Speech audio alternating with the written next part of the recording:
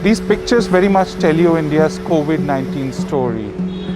From the first wave to a period of relative calm to now what experts are calling a deadly second wave.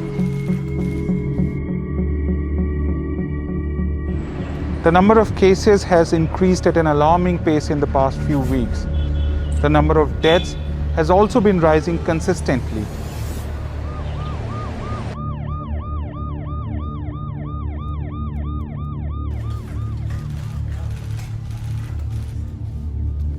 I'm outside one of the most prominent hospitals in Delhi, where ambulances have been coming every few minutes. The scenes are not very different in other cities like Mumbai and Bangalore. But not every patient who comes gets a bed straight away. And that is causing massive anxiety to patients and their families.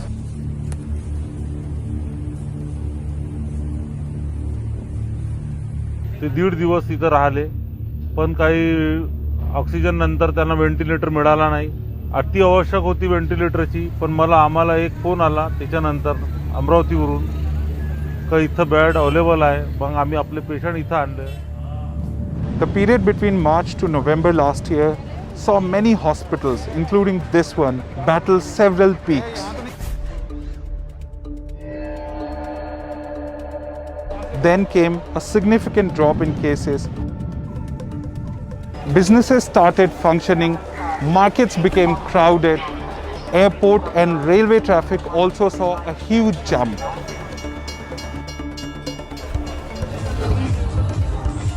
Dance clubs, malls, gyms and swimming pool all started functioning at full capacity. Crowded festivals like Holi and very recently the Kumbh Mela were also being organized. Big election rallies were held in 5 poll-bound states. And one thing was common among all of them. COVID safety protocols were not being followed. People were not maintaining social distancing and were not wearing masks. It seemed India had defeated the dreaded virus. But as it turns out, it was a mistake, a big one. Now doctors say they have to bear the brunt. You reach the hospital and it is absolute pandemonium. Patients, oxygen saturations dropping, patients getting ventilated, your juniors calling you to be in the ICU at that point in time. And inside the COVID ICU, it's a completely, it's a mind-boggling scenario at times, especially at the peaks of the pandemic.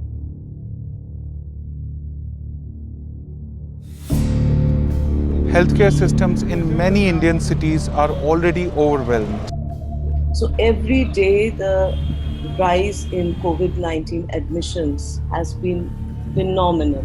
This is not something which we saw last year. Reports about shortage of life-saving drugs, ICU beds and oxygen have started to come from across the country. Social distancing का पालन करेंगे. सभी दुकानदार ध्यान दें. But outside, it seems there is no threat of COVID. I'm just outside one of the busiest markets in Delhi. And as you can see, people are walking pretty close to each other. There is no social distancing. Many people are not even wearing masks. There is a loudspeaker announcement that's constantly telling people to follow COVID safety protocols, but there seems to be no impact. Apart from lax approach to safety protocols, some experts also believe that a new variant could be responsible for the rise. The way the charts have climbed is really quite amazing. We went from 10 million to 11 million cases in 66 days, from 11 to 12 million in 34 days, and 12 to 13 million in about 15 days. So that's very, very scary, that rate of change. Now, the question is what happened? If in December we were saying that enough number of people have been infected and therefore there is a downward curve, how can suddenly the same people become susceptible? The only logical explanation for this is that the virus has changed.